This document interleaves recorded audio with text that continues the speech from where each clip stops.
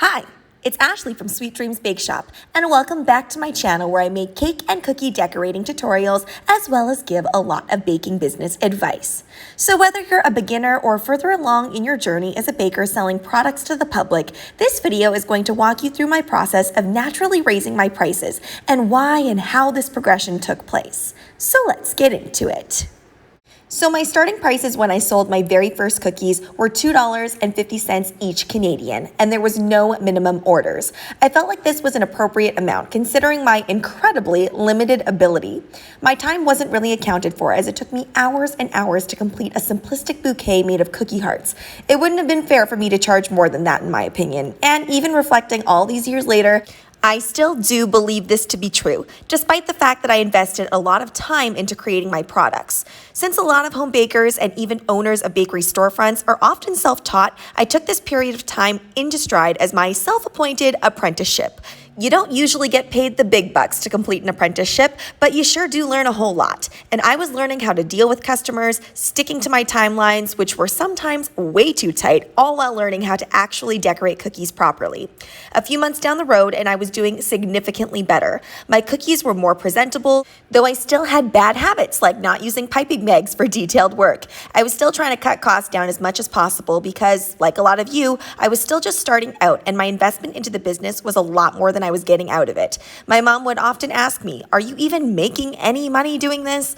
The truth is my profit margins were probably horrendous, maybe somewhere in the ballpark of $10 an order after buying ingredients, messing up, investing in new tools, and like I mentioned earlier, absolutely none of my time was really being paid for. Every ounce of my energy went into every order.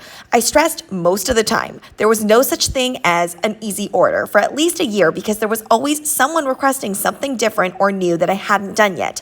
My business was taking off though, despite the fact that I myself didn't think my cookies were anywhere near perfection or something that I would personally pay for. But word of mouth spreads fast, especially when your cookies are dirt cheap at $2.50 a cookie, a price that even mass grocery stores couldn't beat.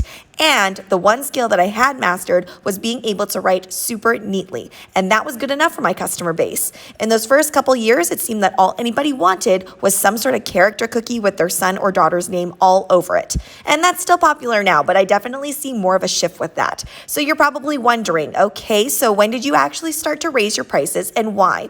Well, in the couple of years following that first startup year, I gained so much experience from doing a lot of free orders for family to making things for exposure for free, which I still don't fully agree with, though I do think it taught me so much invaluable experience of what not to do. At this point, I also began working at a bakery, which really taught me how much to charge for things. Even at the bakery, we were still learning and playing around with pricing. I didn't really know how to make cakes at this point, but I was starting. It was the cake pricing and the rapid increase and shift in pricing custom cakes that told me I should be charging more for my cookies. I began by raising my prices by 25 cents per cookie. It wasn't like I had this elaborate system. It was just that every natural inclination of what I used to charge would simply get a 25 cents added to it. As I worked more and more at the bakery, my skill level skyrocketed. Not even necessarily because I was being taught a whole lot, though I did learn some key information, but it inspired me to work on my own passion projects at home. Before I knew it, I was getting tons of cake orders and cookie orders, and I was often asked to do both because very few people in my area did both at that time. It was either one or the other. And having cakes and cookies match perfectly was a really big draw for people because they knew that since it was being done by the same person, there would be a homogeneous theme running across all of their desserts. And that's when my macarons started becoming a hit too. Every order, my pricing would increase. It sounds a little ridiculous, but I kept learning from each one. I kept learning how long things actually did take me and how much product projects really actually required. My cookies stayed at a pricing of $3.75 each for a really long time, and it was hard to get out of that. But once the desperation of wanting orders waned, I was able to charge my worth. It wasn't until my final year of selling baked goods that I felt like I was charging enough to make it fair for both parties. Now, I know I've given you guys a lot of advice on how to price your cookies, cupcakes, cakes, macarons, you name it. I've probably put out some sort of pricing guide for you. But my biggest piece of advice that I can give you is don't worry if anybody says anything about your pricing.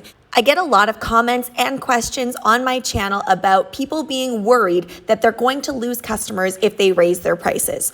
Well, you want to develop a customer base that is willing to pay the prices that is going to be good for you and for them. So if they don't want to pay your prices anymore, then I really don't think that that's the type of customer that you want to have in your customer base. I have raised my prices many times on many different occasions, as I previously stated, not only for my cake and cookie orders, but in my other business endeavors as well. When it comes to the arts, experience is a huge thing that dictates how much things cost. And there's also the natural inflation of the economy. So if a customer is expecting that a price is going to stay stagnant forever, I find that highly unreasonable. We also have to remember that things like custom desserts are a luxury. They are not a necessity in life. And growing up, my parents were super money conscious. So we did just go to places like Safeway to get cakes, and that is completely fine. I cannot tell you the amount of times that I undercharged and on my 4th hour of working on something just thinking, wow, and I only charged $50 for this, or I only charged $75 for this. And subconsciously, you get a little bit more sloppy with things. And it's not that you mean to do that, but you do get that fatigue. And I do think that when people are paid the appropriate wages in general, in any job, they're bound to do a better job, especially if they're passionate about it. When I'm completing orders, and I say that with quotations because I'm really just doing friends and family little favors here and there, I really don't care about getting paid with money. I rather get paid with creative freedom. For me, because I'm making so many cakes and cookies all the time, I like to make products that I know are not going to go to waste because unfortunately, sometimes things do go to waste because my friends and family are inundated with desserts from me. So I love that I have the creative freedom, and getting paid in that is worth it for me. So just make sure that you're getting paid in the currency and the amount that is going to make it worth it for you. If you guys saw my live where I was rolling out these cookies, then you probably already know what the theme is. But if you don't know, comment down below, what theme do you think these cookies are? So now let's get into the pricing of all of these different things that I've been making throughout this video. So now if I were selling cookies, that is the amount that I would charge, and I would implement a 24 minimum. And you'll notice that I used all the same colors. I really think that limiting the colors on your cookie orders is really, really important. I would say that these cookies were equal in the amount of work, except this had a lot more gold on it. So that's why they're a little bit more expensive.